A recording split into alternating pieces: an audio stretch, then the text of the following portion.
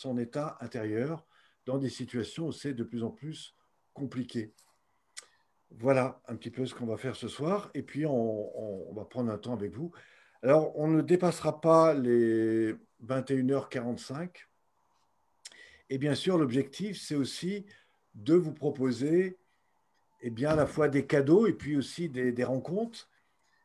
Alors, avec Myriam, vous pourrez évidemment avoir un entretien avec elle si vous le souhaitez, parce qu'elle fait du coaching, elle accompagne des personnes en individuel. Et si ce thème vous parle, eh bien, vous pourrez prendre un rendez-vous avec elle, avec un lien qu'on vous proposera en dessus ou en dessous de la vidéo.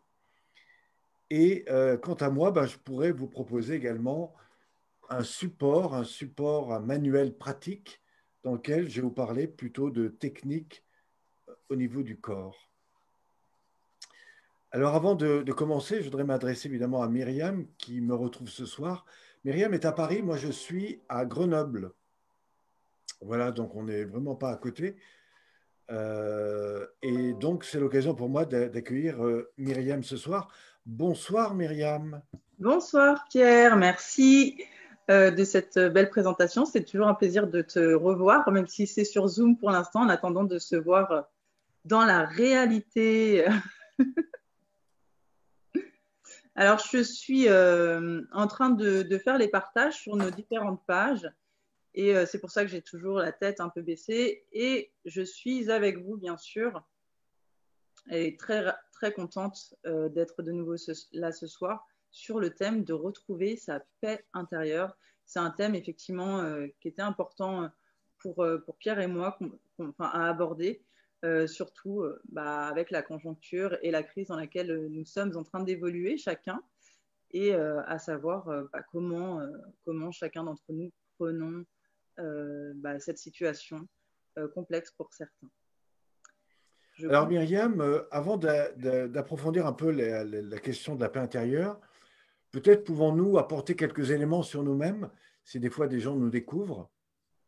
Est-ce que tu veux nous dire un petit peu qui tu es, puis surtout qu'est-ce que tu fais, comme quel est ton métier, qu'est-ce que tu proposes dans ta vie de tous les jours? Alors, donc, je suis Myriam, donc je suis coach, j'accompagne et formatrice. J'accompagne notamment sur le thème, on va dire, le plus précis, c'est la confiance en soi et le bien-être, et notamment en passant par la gestion du stress. Et voilà. Donc, j'interviens en entreprise pour l'accompagnement des managers et à leur communication et à l'accompagnement des équipes. Et puis, j'interviens également pour des particuliers, pour les accompagner sur des thèmes spécifiques, notamment la confiance en soi, l'estime de soi et, comme je le disais tout à l'heure, la gestion du stress. Super, merci Myriam. Et toi, Alors, Pierre, est-ce que tu as envie de nous en dire un peu plus sur toi? alors pour ceux qui me découvrent, ben, je m'appelle Pierre Pironnet, je vis à Grenoble, je suis à la base plutôt expérimenté dans les arts martiaux, parce que j'ai passé un peu plus de 37 ans, j'étais professeur d'aïkido. Et puis, dans les années 90, j'ai développé une méthode qui s'appelle la relaxation bio-dynamique, qui est donc une méthode de réconciliation, je dirais, avec le corps, et qui permet à tout grand pratiquant d'arts martiaux eh ben, d'avoir une très bonne gestion de sa corporalité. Alors, l'idée, ce n'est pas de passer des années à apprendre des choses pour arriver à les intégrer, mais moi, je vais vous montrer comment, très simplement, par des exercices très simples, vous pouvez, libérer tout ce qui est en lien avec les tensions, tensions périphériques qu'on peut avoir et accueillir comme ça liées au stress, aux tensions. Comment retrouver une meilleure disponibilité dans sa capacité respiratoire. Et là, on voit à la fois le monde interne, mais aussi comment ça peut se générer dans les relations au monde. Et puis enfin, troisième étape qui, pour moi, est très important, c'est tout le travail d'alignement. Alors ça tombe bien parce qu'on va parler de paix intérieure. Et ce qui m'intéresse ce soir, c'est plutôt de vous expliquer comment on peut relâcher l'activité cérébrale, ouvrir le champ proprioceptif et bien sûr être beaucoup plus centré. Et si ça vous intéresse, eh bien, je vous proposerai un petit exercice, évidemment, au cours de cet échange. Alors, Myriam, effectivement, la question ce soir qui est posée, c'est la paix intérieure. Qu'est-ce que toi, tu as envie de peut-être nous énoncer, nous partager sur ce que tu sais aujourd'hui de la paix intérieure? Selon moi, la paix intérieure, en fait, c'est quand notre esprit est agité, notre corps peut être un peu trop agité. C'est comment est-ce que je peux retrouver ce calme, cette paix, me sentir voilà, en harmonie et posée avec moi. L'idée est de se dire, enfin surtout pour, il y a beaucoup de gens qui sont sur la région parisienne et les gens sont assez, on va dire, speed, et ils ne sont pas spécialement dans leur corps. Donc l'idée est de pouvoir retrouver son calme, même si l'environnement est complètement agité, et se sentir bien et serein. Voilà, donc c'est en d'autres termes, apprendre à savoir calmer son esprit. Et pour ça, effectivement, j'ai aussi des solutions en tant qu'accompagnatrice pour cela. Parfait. Donc, c'est retrouver la tranquillité, la sérénité de l'esprit, retrouver un état d'âme qui permet de mieux peut-être gérer des fois des situations qui peuvent être des conflits. C'est cet état interne qui vous permet évidemment de retrouver un meilleur bien-être, plus de paix, plus de présence, plus de confiance en soi aussi et en la vie. Et c'est tout ça qui évidemment nous intéresse autour de ce thème.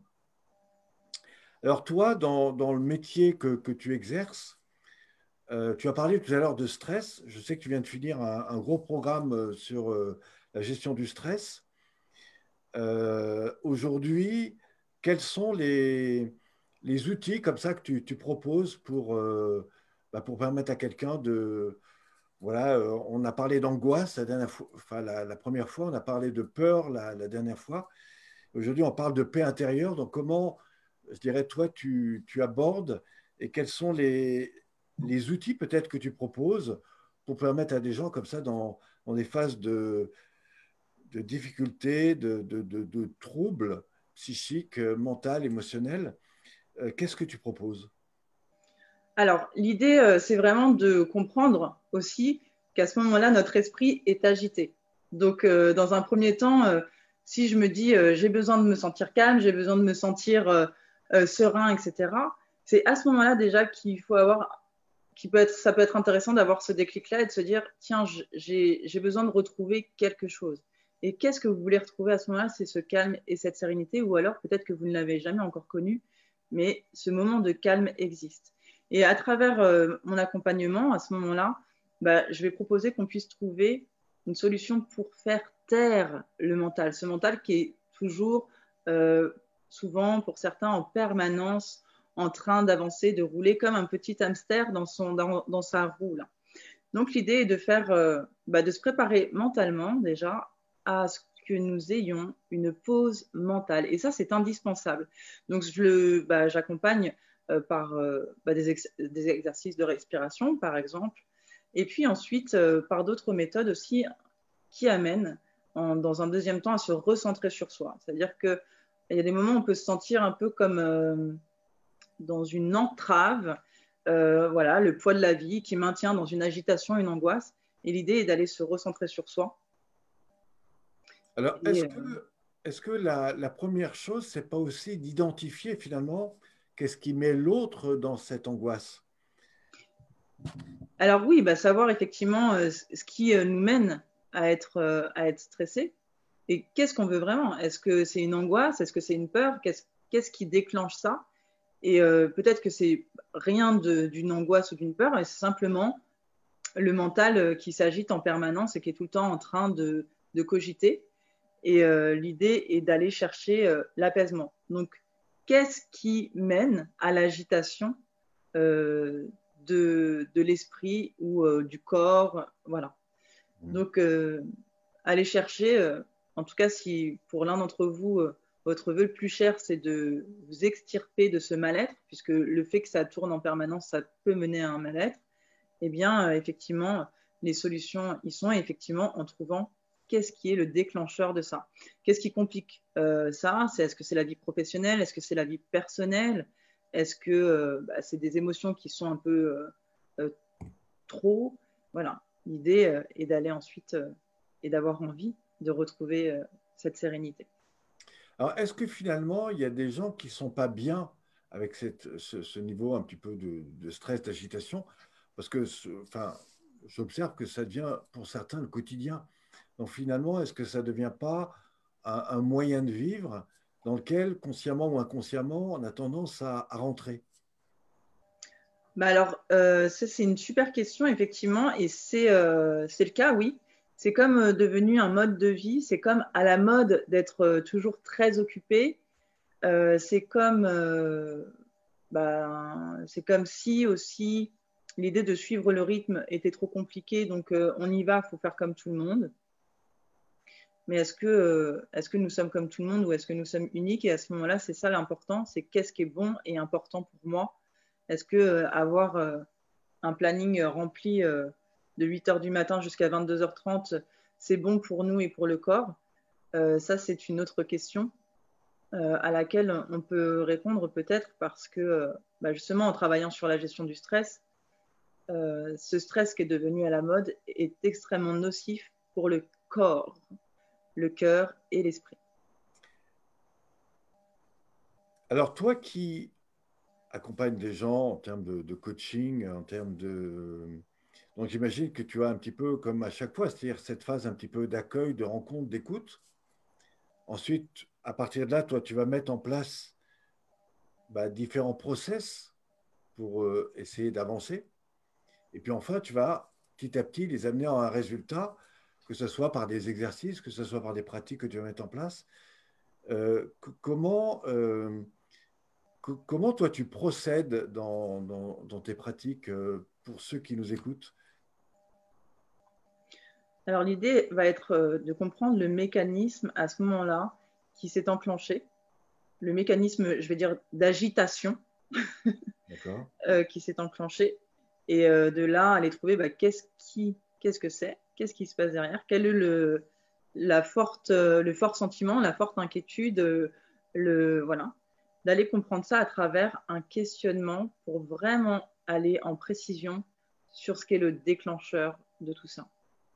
Et Mhm. puis ensuite, on va établir ensemble des moyens pour aller dire stop au mental et s'accorder ce moment de silence, ce moment où on apprend à calmer son esprit. Ça s'apprend. C'est comme un muscle en fait qu'on entraîne, si on est d'accord avec ça. Entraîner son mental aussi à faire des pauses, entraîner son mental à se recentrer et surtout apprendre à penser à soi. D'accord. OK. Et quels sont, enfin, je veux dire, tu as, t'as des exemples comme ça de personnes que tu as accompagnées avec lesquelles tu as eu des résultats importants? Alors, des exemples, oui, souvent, quand c'est des personnes qui ne peuvent pas calmer leur esprit, arrive un moment où on ne s'en aperçoit pas, mais c'est peut-être aussi la suite des lives qu'on a pu faire, mais arrive un moment où on glisse vers la dépression, le burn-out. Et, euh, et ça, j'ai pu accompagner des personnes, dans ce cas-là, des entrepreneurs, beaucoup, des entrepreneurs solos, qui sont un peu, qui ont plusieurs casquettes, hein. Celui de commercial, celui de comptable, celui de, voilà, quand on est entrepreneur solo, on a plein de choses à penser, on joue tous les rôles en même temps, on est plus salarié, et bien souvent, ça nous mène, ou ça mène à une agitation de l'esprit un peu trop importante, parce que il arrive parfois que ces entrepreneurs oublient qu'il est important de se faire plaisir et de se sentir serein. Ensuite, donc ça c'est pour les entrepreneurs et j'en ai accompagné quelques-uns effectivement sur une voie de la réussite et qui ont maintenant tous les outils et qui peuvent pratiquer et ça fonctionne, ça permet de se ressourcer, on va dire. Et ce moment de ressource est essentiel pour pouvoir avoir plus d'énergie ensuite et avancer vers ce qui est important à ce moment-là pour c'est gérer son entreprise, quoi. Quand tu dis plus d'énergie, c'est avoir moins d'angoisse, en fait. Avoir moins d'angoisse et être dans l'énergie nécessaire Mhm. pour pouvoir être son commercial, être son comptable, être sa secrétaire quand on est dirigeant de notre propre entreprise. D'accord, très bien. Alors, est-ce que toi, tu as des questions comme ça que tu voudrais poser ou me poser?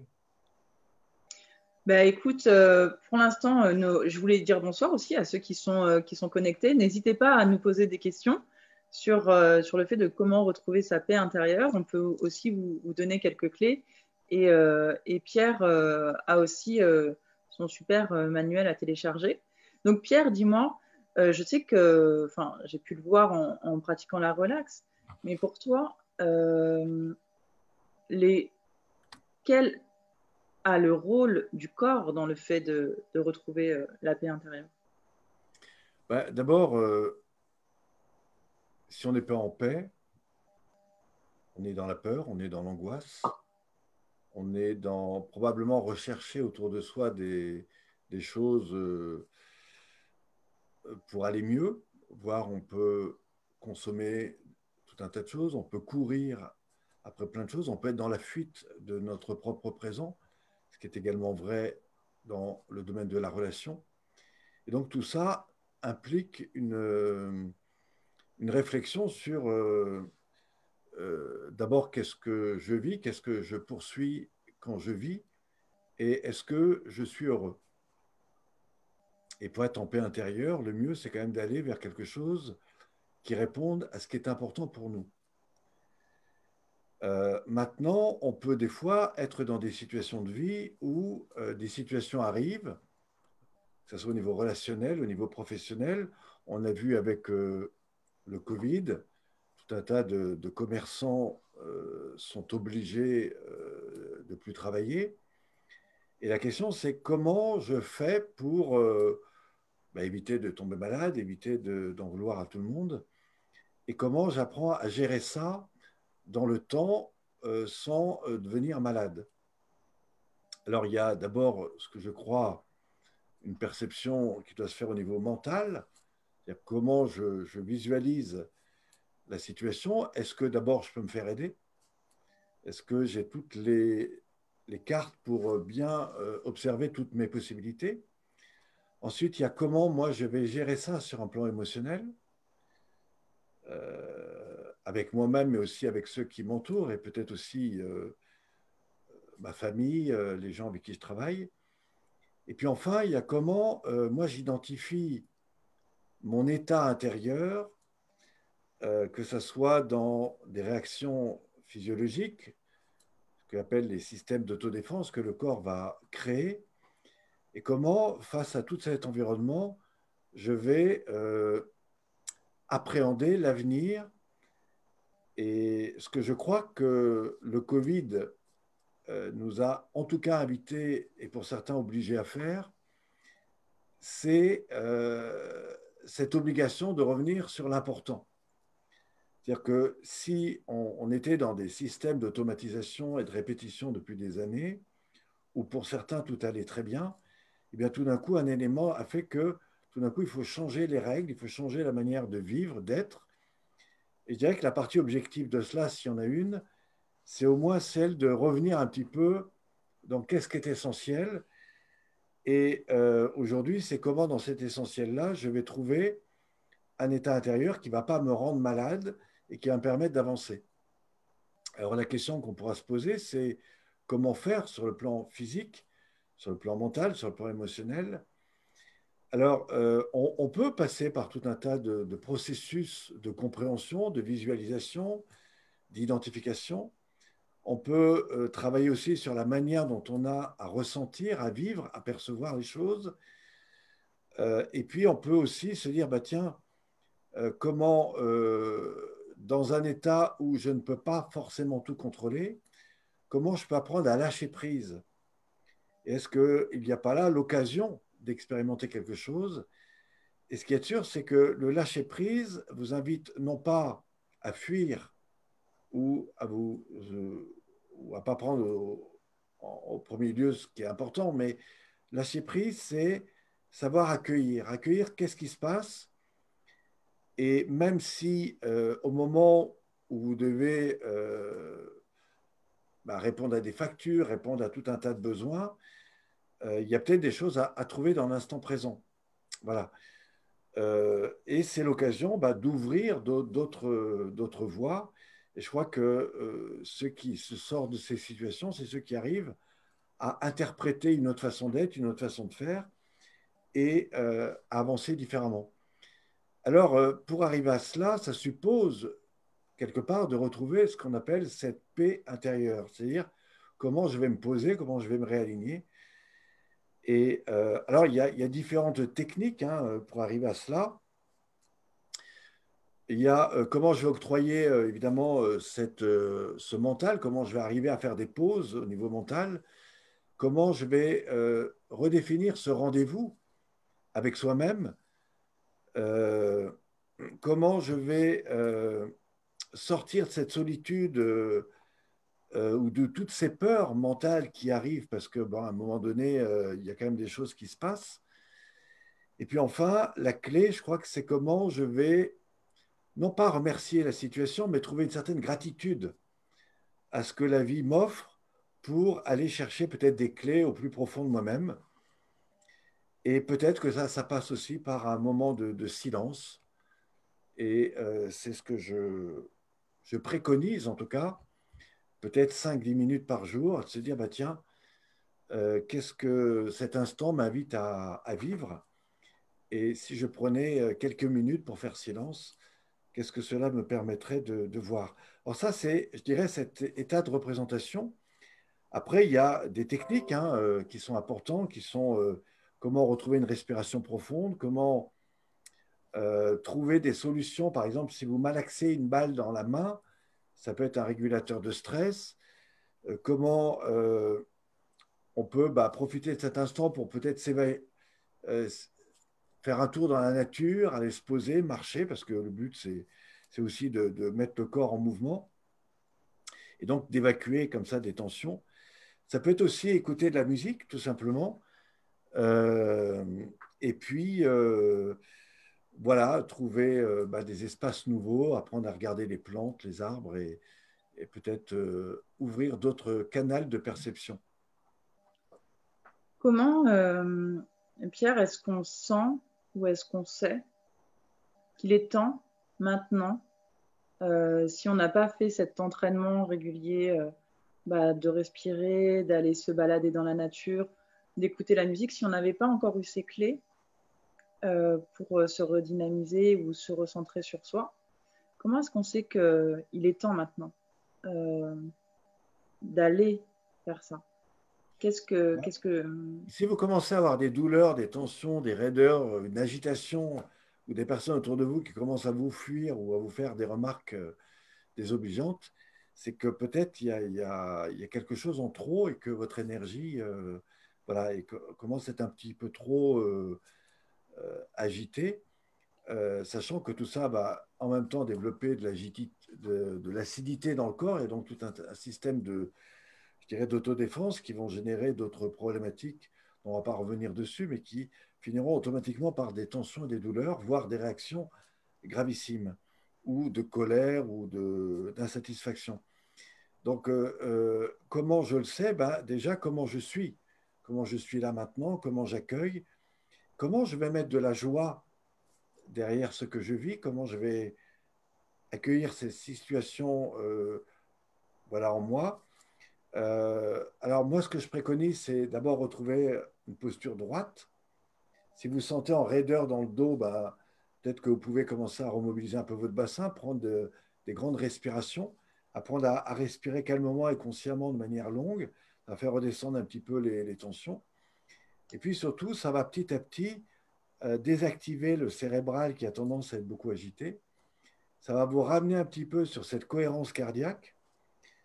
Et petit à petit, vous allez vous mettre à l'écoute de vous-même et peut-être que vous allez découvrir des choses que vous ne pouviez pas découvrir avant parce que vous n'étiez pas là-dedans. Voilà. Ça veut dire qu'en fait, si je commence à avoir des douleurs, si je sens que je suis un peu...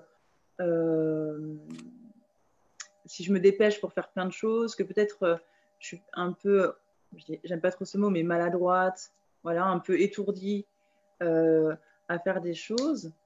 Et si je sens que peut-être au niveau du relationnel, il peut y avoir quelques tensions. Ça veut dire qu'il est temps de retourner vers le fait de calmer son esprit. Bah, ça veut dire qu'effectivement, tu l'as dit, c'est-à-dire que dès qu'il y a des signaux qui font qu'à un moment donné, vous n'êtes plus vous-même, euh, ça peut être des douleurs, mais les douleurs sont aussi un signal. Si j'ai mal, c'est que le corps dit stop. Si je retrouve du plaisir, de la joie, c'est que le corps vous dit peut-être là, il y a quelque chose d'intéressant. Donc, le corps, de toute façon, on n'est jamais bien, on n'est jamais mal, on est toujours dans cette alternance. Et ce qui est intéressant, c'est un peu comme le yin et le yang, c'est-à-dire qu'il y a des moments où la vague monte, et quand elle monte, bah, ça veut dire qu'il ne faut pas se laisser s'envoler dans tout et n'importe quoi. C'est simplement pour prendre une bonne respiration et puis arriver dans les moments où, au contraire, la vague est plutôt creuse. Et la vague qui est creuse, bah, elle signifie quelque chose. Donc, quand je ne vais pas bien, c'est que quelque part, il y a quelque chose à prendre en compte. Et on l'a dit, je crois, il y a 3 semaines, on peut vivre des choses bien sur un plan physique, sur un plan affectif, sur un plan relationnel, sur un plan matériel, professionnel. Et ce n'est pas parce qu'on n'est pas bien sur un plan qu'on n'est pas bien sur tous les autres. Et des fois, l'un va nous aider à avancer sur l'autre. C'est pour ça que des fois, bah, c'est bien d'avoir des bonnes relations parce que bah, si vous n'êtes pas bien, vous allez voir la personne avec qui vous êtes et qui va vous rassurer. Ça va être intéressant. Et vice-versa. Et la vie est une vague. Et peut-être qu'aujourd'hui, la vague est un peu grande.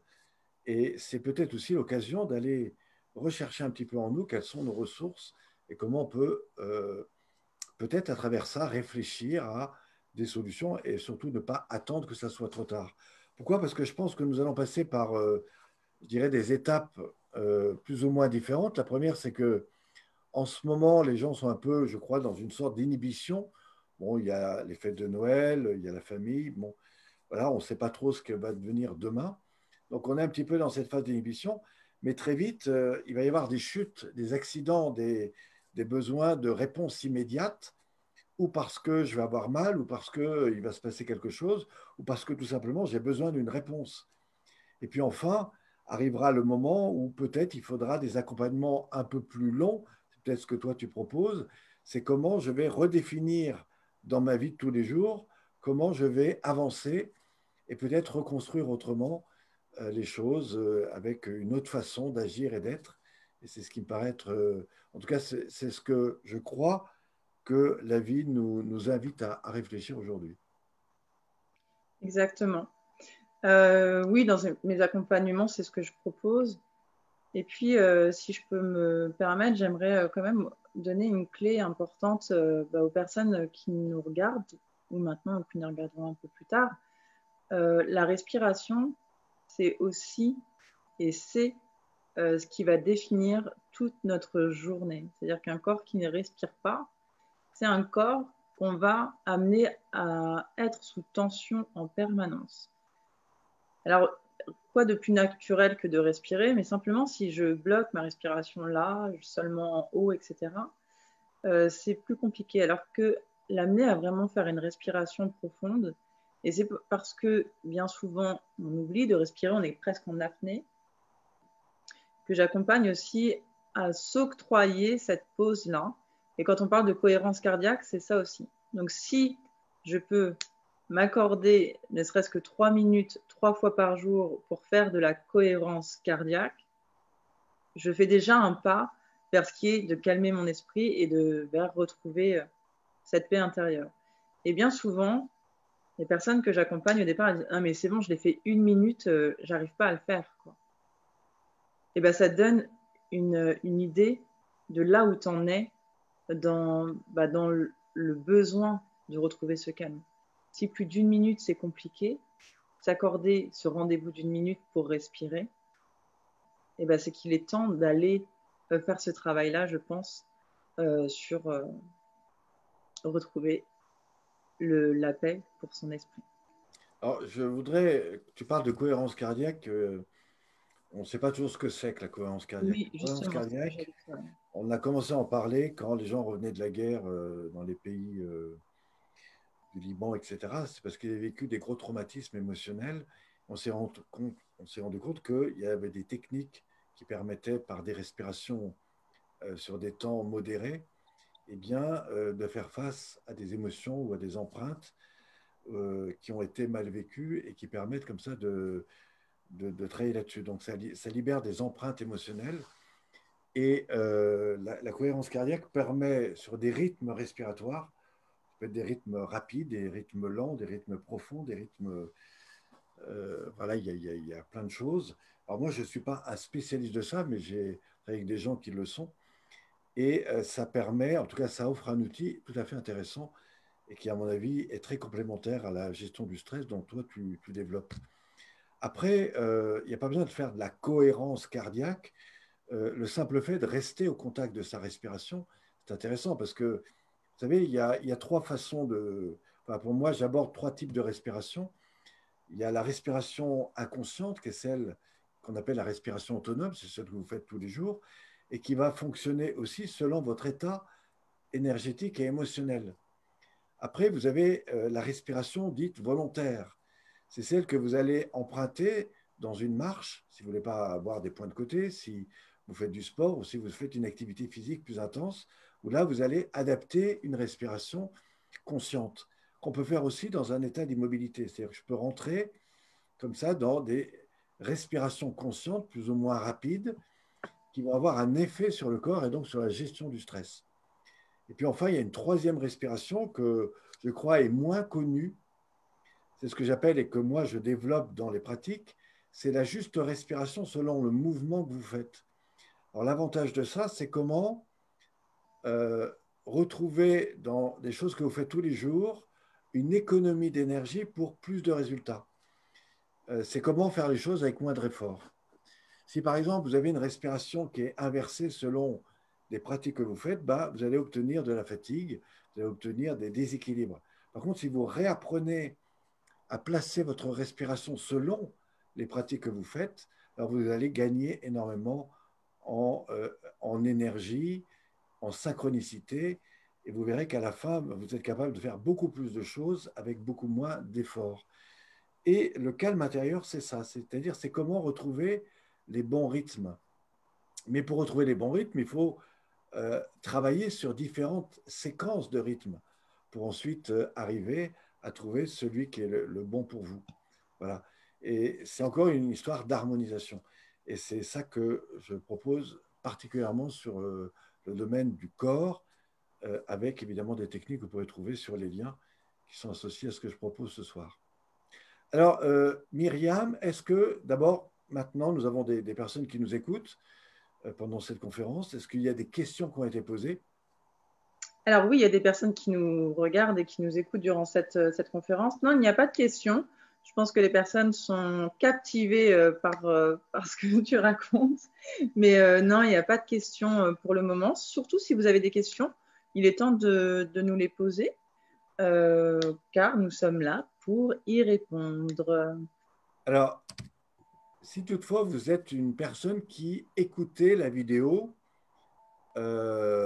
sur Internet, ou imaginez qu'elle a été diffusée déjà depuis quelque temps, et que vous voulez poser des questions, eh bien, vous pouvez le noter en dessous. C'est-à-dire que je vous invite à noter en dessous, par exemple, un message, ben voilà, j'ai écouté votre conférence, j'aimerais bien avoir telle réponse à telle question, même si c'est plus tard, nous voyons et nous regardons évidemment chaque jour le nombre de personnes qui passent sur ce programme. Aujourd'hui, vous n'êtes pas beaucoup, mais par exemple, la semaine dernière, des gens ont participé à notre dernière conférence. Et aujourd'hui, on a 1400 personnes qui sont venues écouter, donc c'est pas mal, merci à vous.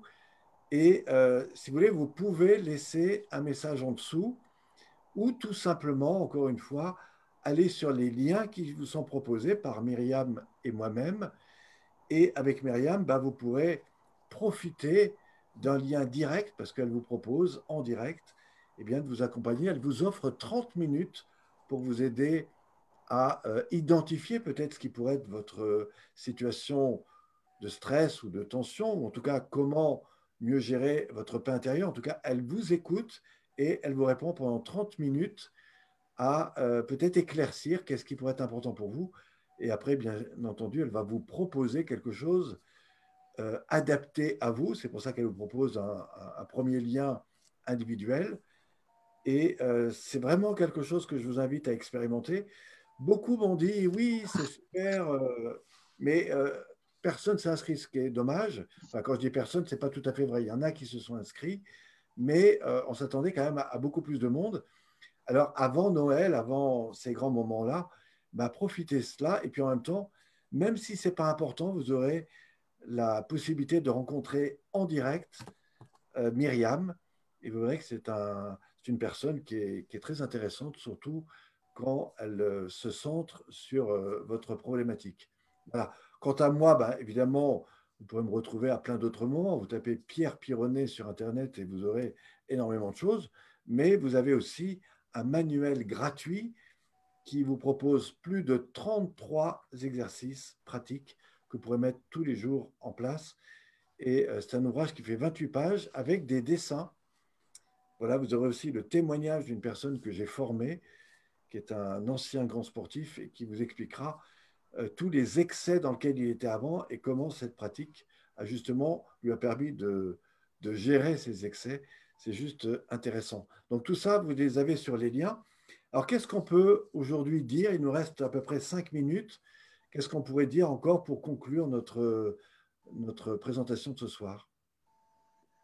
Moi, ce que je propose aujourd'hui, c'est que peut-être le mot de la fin puisse venir de toi, Pierre, parce que je trouve que tu incarnes tellement ce moment-là de cet accompagnement sur la paix intérieure que j'aimerais que tu nous partages simplement parce qu'aussi, tu nous as fait ce soir comprendre à quel point c'est important et essentiel de se retrouver et d'être dans ce moment à soi et pour pouvoir vivre heureux et serein par la suite.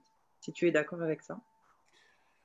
Oui, alors on peut intellectualiser, c'est-à-dire qu'on peut comprendre, Oui. mais on peut aussi vivre. Et moi, je suis quelqu'un qui fait vivre les choses parce que si je vous disais tous les avantages que proposent mes techniques, vous direz oui, c'est intéressant, mais tant que vous ne les avez pas ressentis, vous en ferez rien.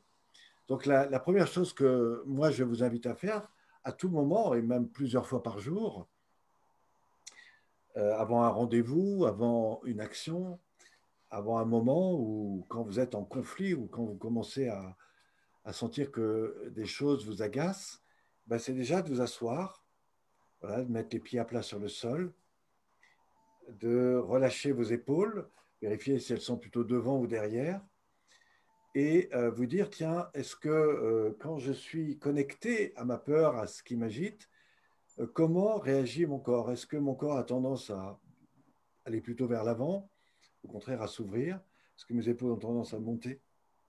Et qu'est-ce qui se passe? Et à partir de là, c'est vraiment de localiser, c'est-à-dire vous dire, tiens, où c'est que je mets mon attention au niveau de ma respiration, au niveau de mon ventre, au niveau de mon bassin. Et tout doucement, je vous invite à rentrer dans une forme de respiration. Par exemple, vous allez inspirer par le nez. On est dans de l'activité physique, donc on inspire par le nez. Et vous soufflez, mais sans effort, c'est-à-dire sans forcer. Vous laissez aller votre expire. Voilà. N'allez pas trop loin pour commencer. À nouveau, vous inspirez, vous allez peut-être un peu plus monter les épaules, et puis là, tout d'un coup, à approfondir cette respiration. C'est-à-dire descendre un peu plus, rentrer peut-être maintenant au contact du ventre. Voilà. Puis vous le refaites, grande inspiration. Là, vous pouvez augmenter l'intention, et puis simplement vous laisser aller profondément dans l'expire. Vous ferez un bien fou à votre corps, à votre centre, voilà. Et puis tout d'un coup, sentir que vous pouvez descendre encore beaucoup plus profondément. Alors tout cela fonctionne par l'expérimentation, mais ce qui est sûr, c'est que plus vous rentrez là-dedans, plus vous allez agrandir cet espace respiratoire et plus vous allez ouvrir le champ des perceptions et donc rentrer dans ce que j'appelle ce calme intérieur. Dans les arts martiaux, on appelle cette attitude qui s'appelle euh, l'aspect Fudoshin, qui est en fait représenté par la montagne. Et la montagne, c'est le lien qui passe par le centre, qui s'enracine profondément dans la terre, qui est aussi relié au ciel pour ceux qui font de la connexion et du travail sur le plan énergétique. Mais c'est aussi le lien qui peut partir du cœur et s'étirer droit devant, comme cette espèce de halo énergétique qui s'ouvre au niveau du cœur, qui s'ouvre au niveau du hara et au niveau de l'expérience mentale. Et c'est vraiment en vous situant sur ces plans que vous allez retrouver un équilibre. Et ça, c'est vraiment très ressourçant. Je connais des gens qui ont été des années dans des centres de méditation, mais à qui ces choses-là mécaniques n'ont pas été forcément enseignées. Et moi, ce que je vous invite, c'est vraiment à revenir sur des choses très, très simples, mais qui ne sont pas simplement une projection mentale, mais qui sont vraiment une interprétation du corps dans un travail de relâchement et de respiration. Et ça, c'est déjà très important. Si vous arrivez à ça, vous irez très loin. Et si en plus vous allez expérimenter ce que je propose à d'autres niveaux, eh bien, je pourrais vous emmener beaucoup plus loin encore. Voilà, alors j'ai fait beaucoup de conférences au cours de cette année. Là, je vais faire une pause parce que j'ai énormément de personnes qui aujourd'hui veulent en savoir plus. Je pars en stage demain parce que j'anime un stage de 4 jours avant de terminer mon année professionnelle. Donc c'est bien parce que ça va se passer dans un lieu absolument magnifique. On va associer la nourriture, on va associer le travail sur le corps, et puis aussi peut-être ce moment où on va être en lien avec d'autres personnes, où on va partager vraiment des moments de paix, de rencontre et de joie. Et c'est ça qui m'anime.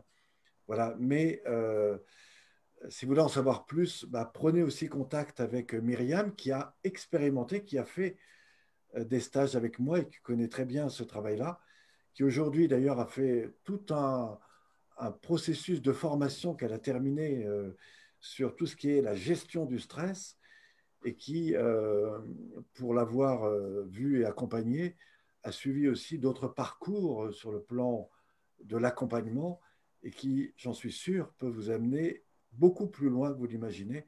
Et ça suppose simplement d'aller sur son lien et encore une fois d'expérimenter. Hein. C'est gratuit pendant 30 minutes, donc faites cela.